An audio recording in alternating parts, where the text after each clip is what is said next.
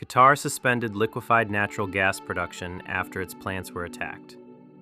Saudi Arabia closed Ras Tanura, one of the world's largest oil refineries, as a precautionary measure. The reason was the same: the threat of attack. As Iran strikes oil refineries, we are told that Iran drones have struck oil refineries in Saudi Arabia. Israel's largest gas fields, including Leviathan, temporarily suspended operations, and oil production in Iraqi Kurdistan came to a virtual standstill. All this coincided with the almost complete closure of shipping in the Strait of Hormuz, which, as you know, carries about 20% of the world's oil. Oil prices immediately skyrocketed, and gas prices in Europe rose by more than 100%. The world is facing a serious energy crisis. A historical example. However, it is important to understand that this is not just another economic shock, as has happened many times in the past. This time, it is a systemic breakdown, and in order to truly understand the scale of the events unfolding, we must start from a place that, at first glance, seems completely unrelated to what is happening. Namely, the ordinary Tahrir Square. You may ask, what does this have to do with anything? Watch this video to the end and you will understand everything. You will understand how a crisis in a 40-kilometer wide strait causes a chain reaction from factories in the Persian Gulf to mortgages in your city. You will learn why the typical tools used by central banks to combat inflation have just become completely worthless. And finally, you will understand. So, get ready. Let's take a trip back in time to the beginning of the century. Niccolò Machiavelli, a diplomat from Florence, arrives in China to meet Cesare Borgia. What Machiavelli saw there was not only cruelty, but also a brilliant lesson in political manipulation. Cesare Borgia was obsessed with the idea of uniting the divided regions of Italy.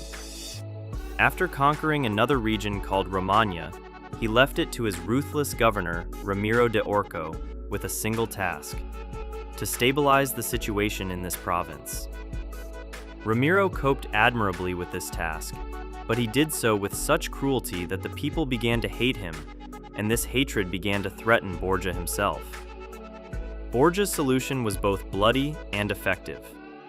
Instead of simply dismissing his assistant, he turned his departure from office into the most famous spectacle of the 16th century.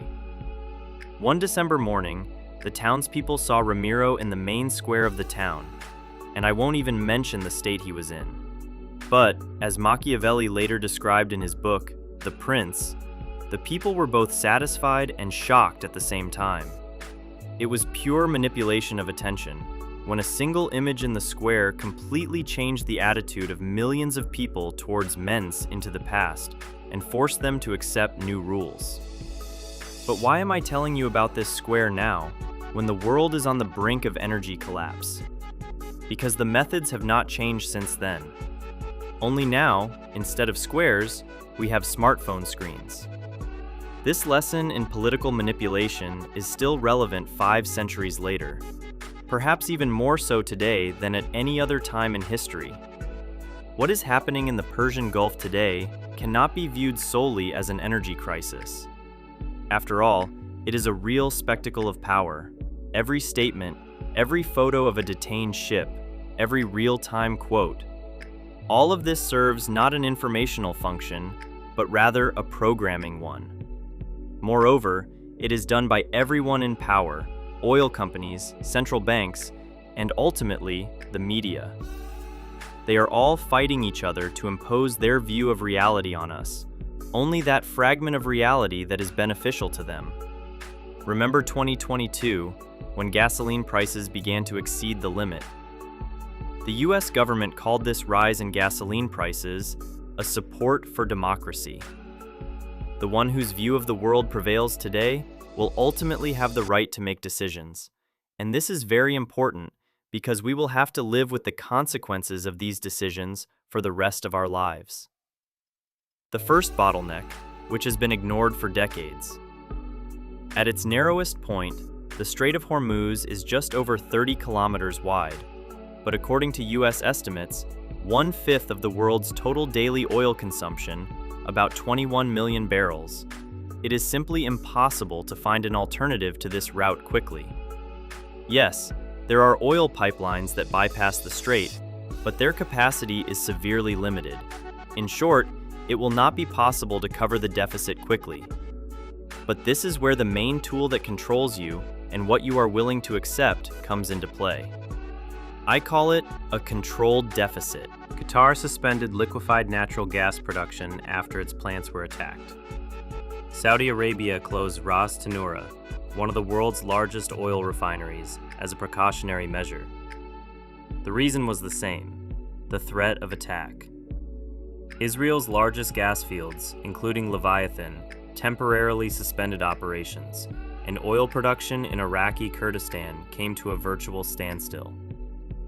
All this coincided with the almost complete closure of shipping in the Strait of Hormuz, which, as you know, carries about 20% of the world's oil. Oil prices immediately skyrocketed, and gas prices in Europe rose by more than 100%. The world is facing a serious energy crisis. A historical example. However, it is important to understand that this is not just another economic shock, as has happened many times in the past. This time, it is a systemic breakdown